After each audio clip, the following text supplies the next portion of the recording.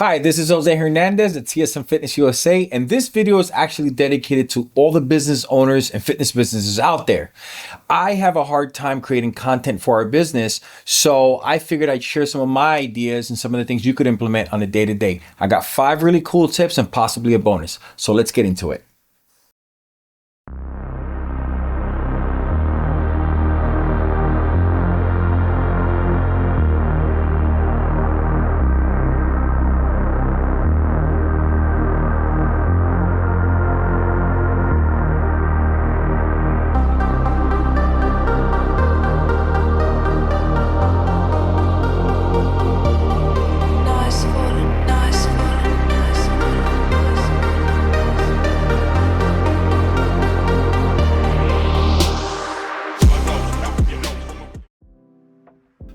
So here are some of the tips that I feel like anybody could use on a day-to-day basis. Number 1, workout tips. I think workout tips from trainers is actually a really cool thing that people could do in order to 1, fill content and 2, educate their members.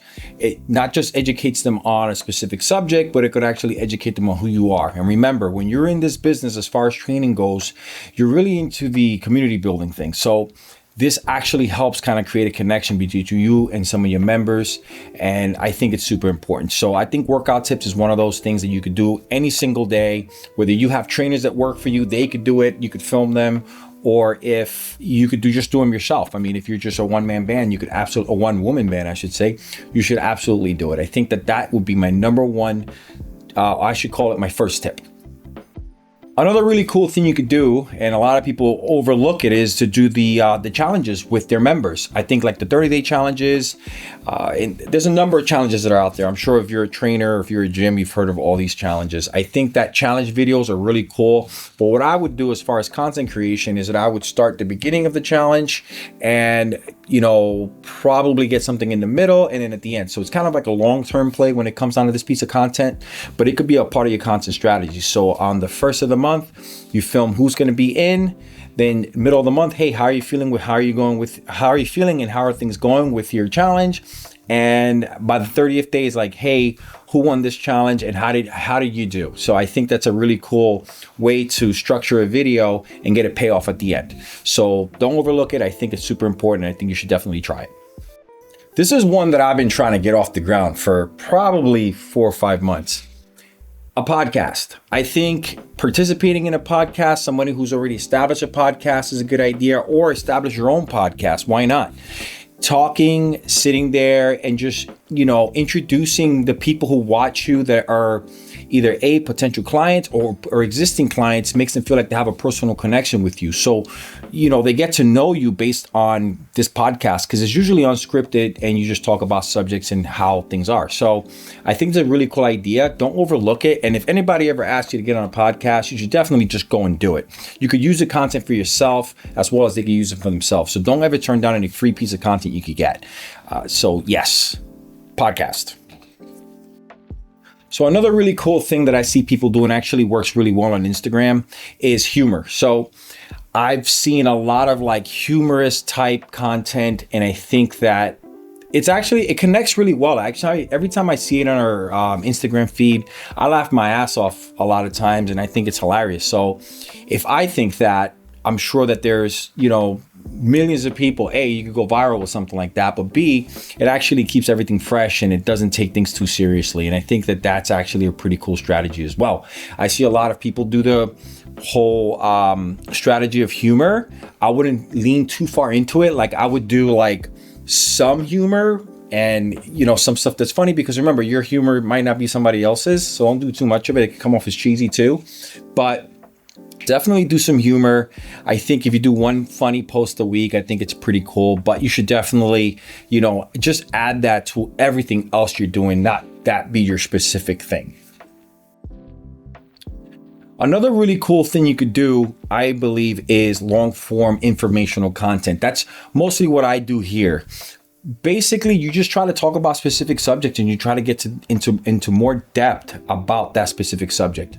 Like workout tips are cool, but let's just take it a little bit further. For example, if you want to do a workout tip and you want to talk about why that exercise works and get into depth about it. Maybe possibly talk about a machine that you're using. I think that's a good idea. If you're into the like bodybuilding or something like that, you could speak specifically something that has to do with like bodybuilding and dieting or something. If you're like High Rocks and you're, trying to get people into that kind of training, maybe you speak specifically about HIIT training and you get deep into it. I think that a lot of people lack that education, and if they could cling on to somebody that's already there in front of them because of the gym owner or the trainer, I think it's perfectly a great way to segue your knowledge to other people that are around you. And it really helps build your community, and it helps build authority too. So, definitely don't sleep on that. I think that that's probably one of the most important things we could do as business owners, is actually just educate others. This last one here, I think it's going to be a little weird and it might come off. It's not really for everybody. I would say vlog a day in the life of. It's a super simple structure on vlogging about your business, or you could take an employee or another trainer at the shop and, basically do a day in the life of them. It really doesn't matter who does it. It's just about creating content and creating connection. But I think that vlogging, I think it's a really cool idea. And some of us are going to be able to do that more than others. Some of us has that natural gift to be able to vlog. Some of us don't, this guy right here, but I try at times. But anyway, vlogging, I think, is one of those things that are overlooked in our business specifically. So definitely try it. And I would definitely figure out a structure and a way to get all these things implemented into your marketing. And remember, as a business, you have to constantly be marketing, because for every new member you get, you're going to lose one. You might lose two. So it just depends on a month. So, you have to make sure that we're keeping that pipeline full of people coming into your business. So keep that in mind. So vlogging, I think, is another one of those things that you should definitely implement. And I have one last thing I wanted to mention. Do not complicate this. This is a bonus tip right here. Do not complicate this. A tripod, a mic, a wireless mic, and your cell phone could do all that I'm talking about. So don't overcomplicate things, especially in 2026. People are looking for authenticity. With all the AI stuff that's happening, I think that the more authentic you could be on camera, the more authentic, you could take a video, the better it's going to come off, because you don't ever want to come off as high production or AI possibly.